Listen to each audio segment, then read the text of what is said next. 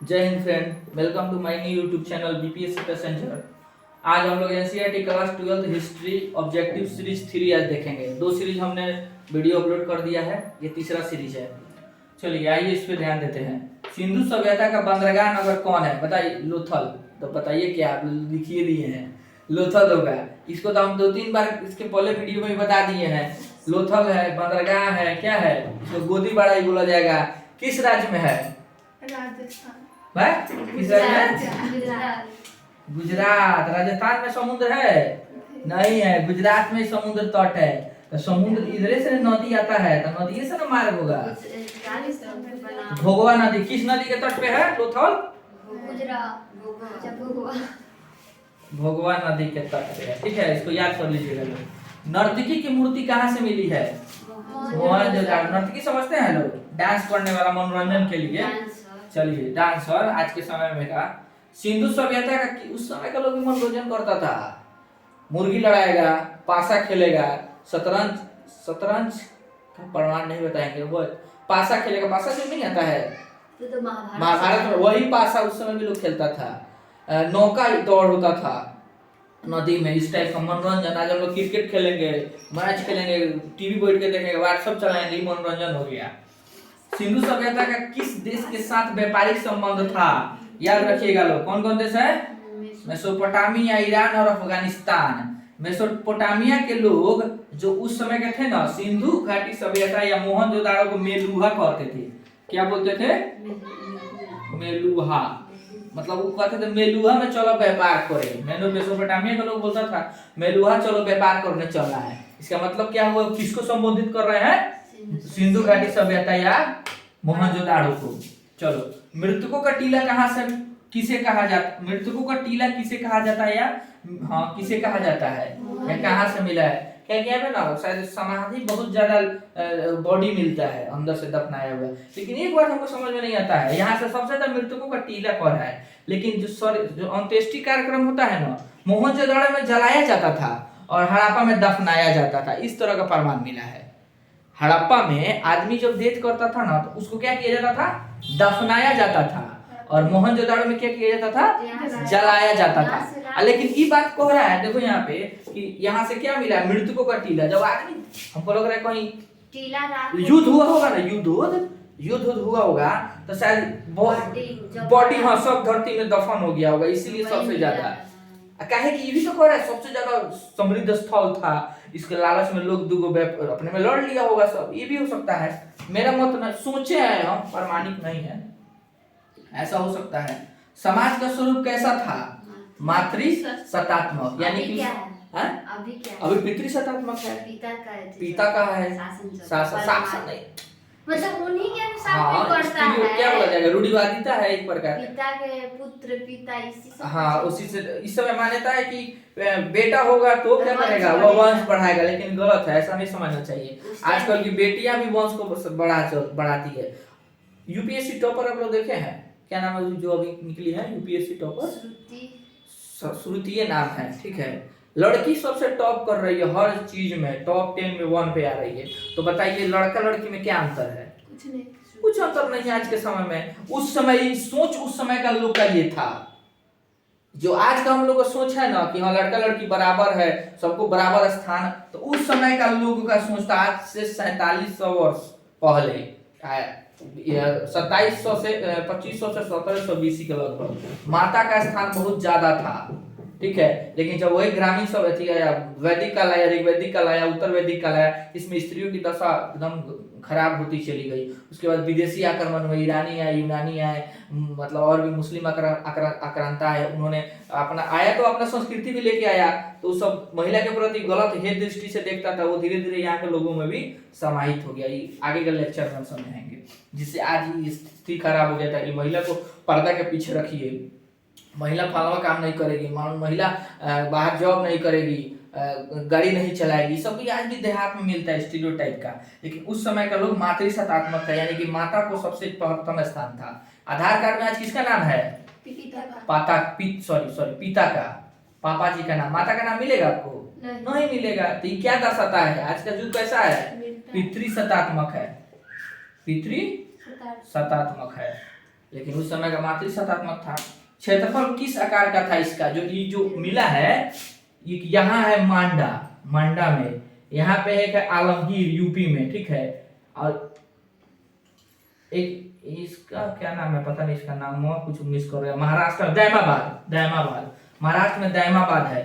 उसके यहाँ पे बलूचिस्तान में सुतकांगेडोर है। इसको एरिया को ऐसे खींचा जाएगा, मिलाया जाएगा ना, तो त्रिभुजाकार आएगा इसका जो क्षेत्रफल है। तो क्वेश्चन आ जाए कि मोहनजोदड़ो चाहे सिंधु घाटी सभ्यता का जो आकार था, फैला हुआ था, वो कैसा था, कैसा था, त्रिभुजाकार। बोलो कैसा था, त्रिभुजाकार था। विशाल स्नानागार के अवशेष कहाँ से मिले हैं, विशाल को ये याद देगा, बृहद, बृहद से भी नहीं, बृहद माने विशाल होता है। बृहद स्नानागार के अवशेष कहाँ से मिले हैं। चलिए अब एक और है अनागार, लिख लीजिए इसको भी, अनागार कहाँ से मिला अवशेष, हड़प्पा, इसको भी लिख सकते हैं। चलिए जुड़वा राजधानी किसे कहा जाता था, हड़प्पा और मोहनजोदड़ो को। अब इसीलिए ना वो पता है फेमस था ज्यादा, ये पहले खोजा गया, ये समृद्ध स्थल था, इसलिए जुड़वा राजधानी क्वेश्चन पूछ देगा तो हड़प्पा और मोहनजोदड़ो। स्क्रीनशॉट आप लोग इसका ले लीजिए। क्या अन्नागार हड़प्पा में है, लिख लो। जैसे विशाल स्नानागार के अवशेष तो लिख लो अन्नागार के अवशेष कहाँ से मिले हैं, तो हड़प्पा लिख देना इसके आंसर में।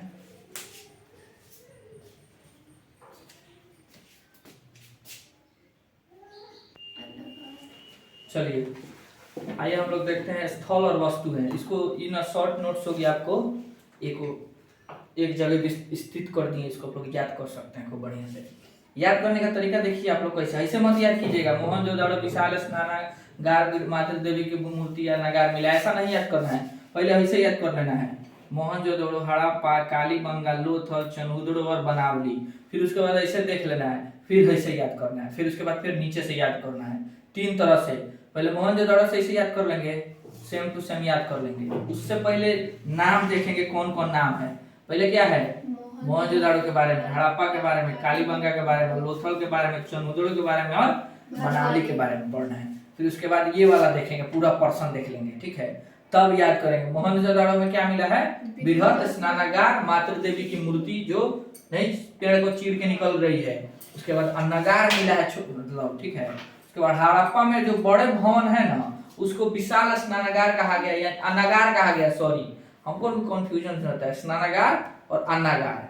तो हड़प्पा में क्या मिला है, विशाल अन्नागार, उसके भवन जो मिला है उसको बोला गया है। उसके बाद कब्रिस्तान R37 मिला है, ताबूतों के समाधान के साथ। अब यहाँ पे लोग क्या करता था, यहाँ पे क्या करता था, जलाता था, जलाता, यहाँ पे दफनाया जाता था। यहाँ पे तो जब दफनाने से पहले क्या किया जाता है, बॉडी जो होता था शव को ताबूत में रखा जाता था। ताबूत में रखने का साक्ष्य मिला है कि नहीं, ताबूतों के समाधान साक्ष्य, ठीक है। उसके बाद काली, आप लोगों को प्रॉब्लम है तो पूछिए, हम समझाते जा रहे, प्रॉब्लम है पूछिए, हम बताएंगे। कालीबंगन, जूते खेतों के साक्ष्य, यानी कि खेत हल से नहीं जुता जाता है, एगो फार वाला पहले लकड़िया का हल होता था, वैसे ही जुताता था ना, तो उस समय तांबा से जुताता था, तांबा का उस समय हल बनता था। एक और क्वेश्चन आप लोग बताइए हमको, उस समय तांबा ज्यादा यूज होता था, लोहा तो लोग जानता नहीं था, सोना चांदी, यानी कि तांबा का बर्तन पितरिया मिलता है। तो आज भी हम लोग को परंपरा है, बेटी शादी होके जाएगी तो उसको पितरिया दिया है, काहे उहे परंपरा हो, वही पेड़ से दिया था। अगर काहे कि वो बेरा सब लोहा था नहीं, एल्युमिनियम था नहीं, तांबे में लोग बर्तन बना, मतलब बर्तन बना के यूज करता था। मिट्टी का भी बाद में आ गया वैदिक काल में, तो तांबा से आज ऊपर चलित आ गया। तांबा से ही हर चीज बनता था वहाँ, तांबा का तलवार, तांबा का सुई, तांबा का हल, तांबा का हर चीज तांबा का बनता था, ठीक है। तो आज का वर्तमान युग को क्या युग बोला जाएगा, तांबा से रिलेटेड। जैसे तांबा और टीन को मिला के कांच से, तो कांच से हर चीज बनता था, कांच से युग कहा गया। मोहनजोदड़ो को कौन सा युग कहा जाएगा, कांच से युग। तो आज जो हम लोग इस युग में जी रहे हैं, कौन युग आप लोग बोलिएगा, लौह युग बोलिएगा कि चांदी का युग बोलिएगा कि कथी का युग बोलिएगा, सब मिल रहा है, सब मिल रहा है। लोहा का बोतल आप लोग देखे हैं, प्लास्टिक, लोहा का लाइट देखे हैं, लोहा का पंखा देखे हैं, लोहा का प्लास्टिक प्लास्टिक युग बोला जाएगा इसको। लेकिन यूज तो सब चीज का होता है, लेकिन वहां भी होता था सबका, लकड़ी का पत्थर का सबका होता था, लेकिन एक तांबा हर चीज में घुसा रहता था। तो वैसे ही प्लास्टिक हर चीज में घुसा है कि नहीं? ये किसका बना है? ज्यादा जूता किसका बनता है? प्लास्टिक। चप्पल, प्लास्टिक। सोफा, बोर्ड भी प्लाई एल्युमिनियम प्लास्टिक मिलके बना है। देखो ये तो लोहा का जूता कौन पहनेगा? वही बात है, लोहा का जूता कौन पहनेगा? क्या रीजन नहीं था।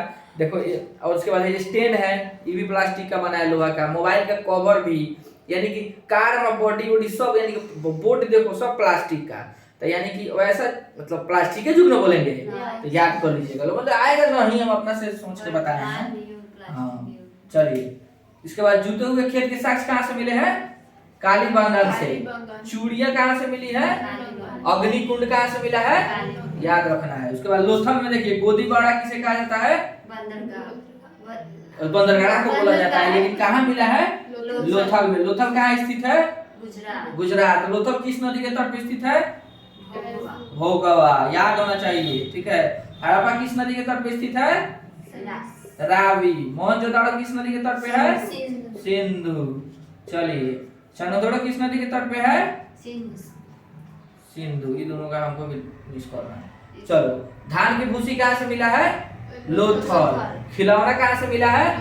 कैसे खिलौना? बैलगाड़ी। हम लोग बचपन में आता था, और रास्ते किन के लाते थे, बैलगाड़ी रहता था, आगे में रस्सी बांध के खींच लेते थे। जैसे बढ़ता था ना चकवा, तो उस पे दो लकड़ी बांधा रहता था, पीछे ताशा रखल रहता था, तर तर तर तर बजता था खूब, माटी का बना रहता था। वो हम लोग अब नहीं मिलता है, 10 रुपए 5 रुपए में। नीचे भी खिलौने वाला हॉल डाला गया, तो कैसे हुआ? हाँ, वहाँ भी तो खिलौना हॉल मिला है, हॉल। बस केवल हॉल खिलौना का। यहाँ खिलौना हर चीज का, हाथी का, मूर्ति का, शेर का। शेर का नहीं मिला है, शेर नहीं था उस समय, लोग नहीं जानता था। हाथी, गैंडा, हिरन, बाघ, ये सब था। चनहुदड़ो किस क्या मिला है? वक्रकार ईंटे, कंघी, लिपस्टिक, यानी कि प्रसाधन का चीज। मनका भी मिला है यहाँ से, मनका लिख लीजिए, एनसीईआरटी के बुक में दिया है। बनावली से जौ मिला है। उसके बाद खिलौने वाले हॉल मिले हैं। इतना आप लोग याद नोट डाउन कर लीजिए, एकदम एक प्लेटफॉर्म पे इसको ले आकर रख दिए हैं। चलिए, आप लोग इसका स्क्रीनशॉट ले लीजिए। मेरा न्यू यूट्यूब चैनल है, इसको प्लीज आप लोग लाइक एंड सब्सक्राइब कीजिए और शेयर कीजिए, तभी तो और आपके दोस्त को लोग पास पहुंचेगा, वो भी देखेंगे। कोई भी अगर मिस हुआ होगा, कुछ त्रुटियां हुई होगी, प्लीज उसे कमेंट में डाल दीजिएगा, ठीक है ना। त्रुटियां तो सबसे होती है, वो नहीं लगता है कुछ हुआ होगा, लेकिन फिर भी कमेंट है, खुला हुआ है, कुछ भी लिख सकते हैं। Thank you.